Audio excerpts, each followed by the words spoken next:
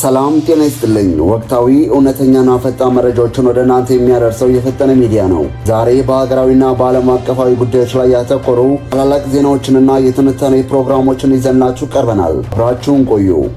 ከ4 ዓመታት ማዕቀብ በኋላ አሜሪካ በኢትዮጵያ ላይ የጣለችውን የጦር መሳሪያ እገዳ ማንሳቷ ምን እንደምታ ይኖረዋል? በመተከል ዞን በንጹሃን ተጓዦች ላይ የደረሰው አሰቃቂ ጥቃትስ ዝርዝር መረጃውን ምን ይመስላል? በዓለም አቀፍ ደረጃ ደግሞ የሆርሙዝ የባህር ወሽመጥ የኃያላን ፍጥጫ መድረክ ሆኗል።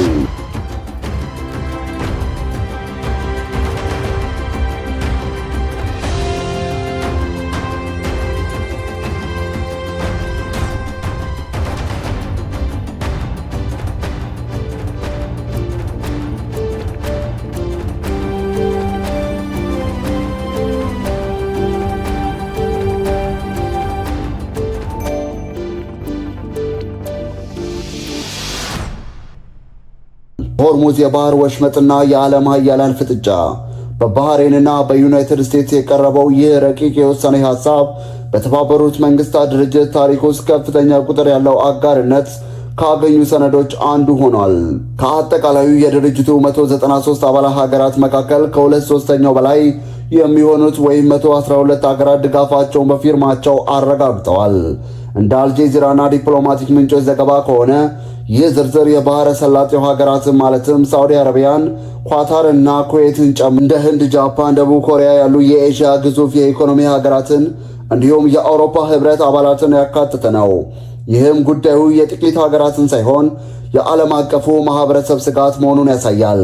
የዚህ ውሳኔ ዋና ግብ በሆርሙዝ የባህር ወሽመጥ በኩል የሚያልፉ የንግድ መርከቦች ያለምንም እንግልትና ጥቃት እንዲንቀሳቀሱ ማድረግ እንዲሁም በዓለም ላይ ከሚንቀሳቀሰው የነዳጅ ዘይት 20 በመቶ በዚህ መስመር የሚያልፉ በመሆኑ ጥቃቶቹ ቢሰነዘሩም የዓለም የነዳጅ ዋጋ በከፍተኛ ሁኔታ ሊናር እንደሚችል ይታመናል። በተጨማሪም በቅርቡ በየመን አማጽያንና በኢራን በኩል የሚሰነዘሩ ጥቃቶች የመርከበኞችን ሕይወት አደጋ ላይ ጥለዋል።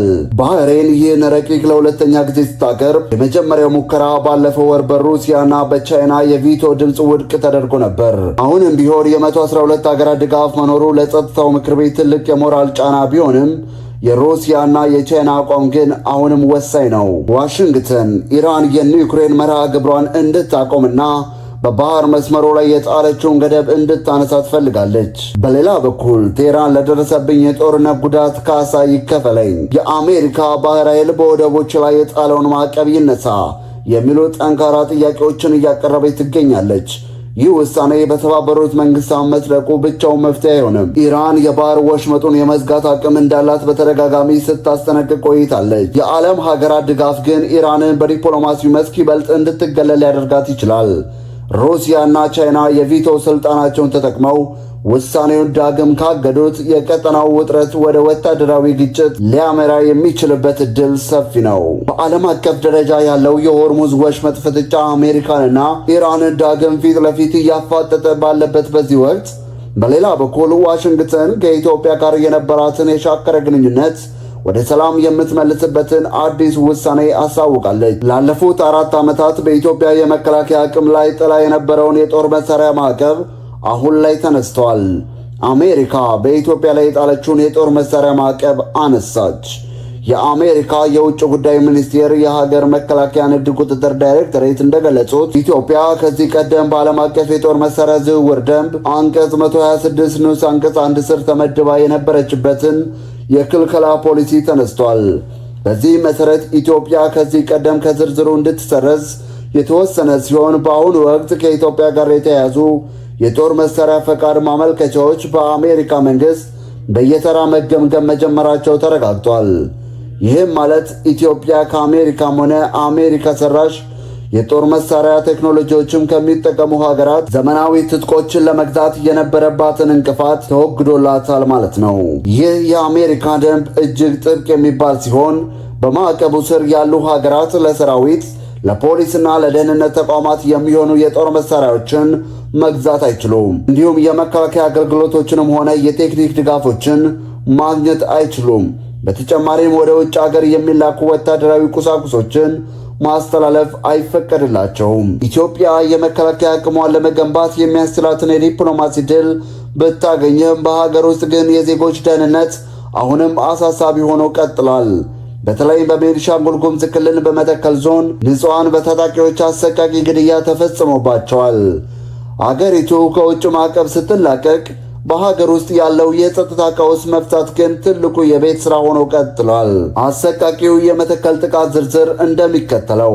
የመተከሉ አሰቃቂ ጥቃትና የንጹሃን እልቂት ግንቦት 4 ቀን 2018 ዓ.ም በመተከል ዞን ጉባ ወረዳ አፍሪካ እርሻ ልማት ተብሎ በሚጠራው አካባቢ ወደ ግልገል በለስ ይጓዙ በነበሩ የሕዝብ ማመላለሻ ተሽከርካሪዎች ላይ ታጣቂዎች አድፍጠው ጥቃት ሰንዝረዋል። ታጣቂዎቹ በመጀመሪያ 2 አውቶቡሶችን በማስቆም የተጓዦችን ገንዘብና ስልክ ሲዘርፉ እንደነበር ተገልጿል። ሆኖም ከኋላ ትመጣ የነበረ የሶስተኛ አውቶቡስ ድርጊቱን አይታ ለመመለስ ስትሞክር ታጣቂዎቹ በከባድ መሳሪያ መትተዋታል። ከፍተኛው የእልቂት መጠን የደረሰው በዚህች አውቶቡስ ላይ እሳት በመነሳቱ እንደሆነ ተነግሯል። የመከላከያ ሰራዊት ተኩስ ሰምቶ ወደ ስፍራው ቢደርስም በነበረው የሁለትዮሽ ተኩስ ልውውጥ መሃል ተጨማሪ የሰው ሕይወት ማለፉን የዓይን እማኞች በምሬት ገልጸውታል። ጥቃቱን የፈጸመው ራሱን የጉሙዝ ኃይል አንድነት ግንባር ብሎ የሚጠራው ታጣቂ ቡድን እንደሆነ የክልሉ ምክር ቤት አባላት ገልጸዋል። የክልሉ ፍትህ፣ የሰላምና የዲሞክራሲ ጉዳዮች ቋሚ ሰብሳቢ አቶ ግራኝ ግዴታ እንደተናገሩት ህዝቡ ታጣቂዎቹ ወደ አካባቢው መግባታቸውን ቀድሞ መረጃ ሰጥቶ የነበረ ቢሆንም መንግስት መረጃውን ባለመጠቀሙ ጥቃቱ ሊደርስ ችሏል። የክልሉ ሰላምና ጸጥታ ቢሮ ከሳምንታት በፊት የጥንቃቄ ዝግጅት እያደረግን ነው፣ ከመንግስት ቁጥጥር ውጭ የሚሆን ነገር የለም የሚል መግለጫ ሰጥቶ የነበረ ቢሆንም አሁን ግን የዞኑም ሆነ የክልሉ ኃላፊዎች ስልካቸውን ባለማንሳት ለሚዲያዎች ምላሽ ከመስጠት ተቆጥበዋል። ለዛሬ ያዝናችሁ መረጃዎች እነዚህን ይመስሉ ነበር። እኛ የፈጠነ ሚዲያ ነን። እውነታውን በማጣራት ፈጣን መረጃዎችን ወደ እናንተ ማድረሳችንን እንቀጥላለን። ሰላም ለሀገራችን፣ ሰላም ለዓለማችን።